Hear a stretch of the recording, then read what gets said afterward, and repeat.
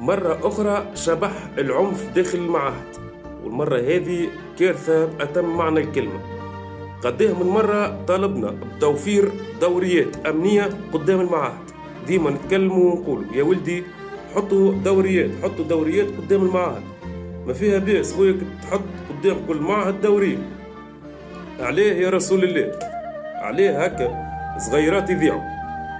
فاجعة للأسف اليوم تهز ولاية المنستير، وتحديدا في معهد فاطمة بورقيبة، وين راح ضحيتها تلميذ عمره 17 سنة بعد الاعتداء عليه بسلاح أبيض داخل الساحة متاع المعهد.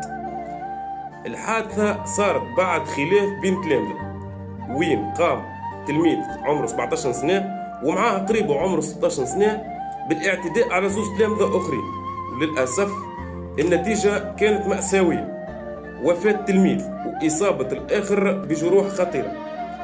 اللي توفى اسمه ياسين عبد الحق، يقرأ أولى ثانوي، مازال صغير في العمر، مازال في بداية الطريق، لكن العنف أنهى كل شيء في لحظة.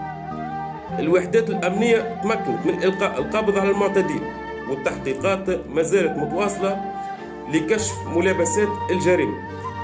اللي صار هذا راهو مش مجرد حادث معزول، هذا جرس انذار خطير. عنف داخل المعاهد، وليدات صغار داخلين بسكيكة، وغضب ينفجر بالطريقة الغلط.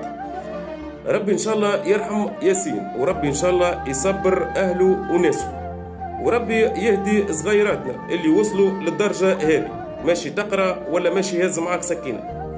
الخسارة اليوم طالت الناس الكل، الضحية، عائلته، وحتى مستقبل المعتدين باش يعديوا بقية عمرهم في الحبس. ربي إن شاء الله يحفظ صغيراتنا، وإن شاء الله ما عادش نشوفوا مثل هالحوادث هذه، واللي كما قلت الحل موجود. نجم توفر دوريات أمنية قدام المعاهد كلها باش تنقص من الخطر هذا.